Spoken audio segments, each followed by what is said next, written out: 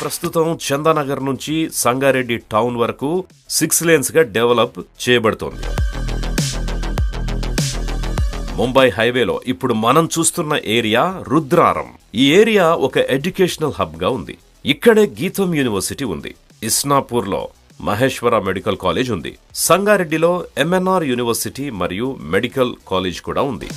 అలాగే పలు ఇంటర్నేషనల్ స్కూళ్లు కూడా రుద్రారం పరిసరాల్లో ఉన్నాయి. మరో 4 అడుగులు ముందుకేస్తే Toshiba transmission and distribution systems manufacturing unit ఉంది. దీని పక్కన MSN ల్యాబ్స్ కూడా ఉంది. పెన్నార్ ఇండస్ట్రీస్ కూడా ఇక్కడే ఉంది. ఈ పరిశ్రమలో వేలాది మందికి ఉపాధి లభిస్తోంది. ఇదొక ఎంప్లాయ్మెంట్ జోన్ అని చెప్పొచ్చు.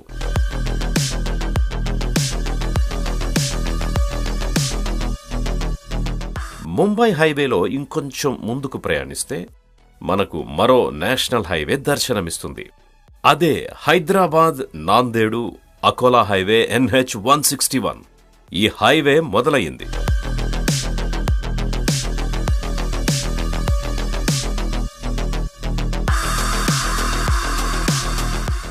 ఇప్పుడు ముంబై హైవేలో ప్రయాణిస్తుంటే రైట్ సైడ్లో కనబడుతుంది సంగారెడ్డి కందిలో IIT హైదరాబాద్.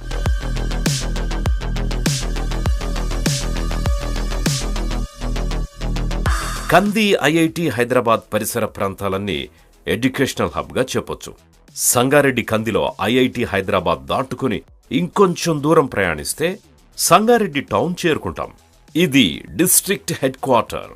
హైదరాబాద్లో కలిసిపోయినట్టుగా ఉంటుంది సంగారెడ్డి. మియాపూర్ నుంచి పటాన్ చెరు వరకు, ఆ తర్వాత పటాన్ చెరు నుంచి సంగారెడ్డి వరకు దశల వారీగా తెలంగాణ ప్రభుత్వం మెట్రో రైల్ విస్తరణకు శ్రీకారం చుట్టిన విషయం మనకు తెలిసిందే. వన్స్ మెట్రో కనెక్టివిటీ వస్తే ఇక్కడ భూముల రేట్లు ఎన్ని రెట్లు పెరుగుతాయో ఊహించలేం. సంగారెడ్డి దగ్గరలో పెప్సీ కంపెనీ కూడా మనం చూడొచ్చు.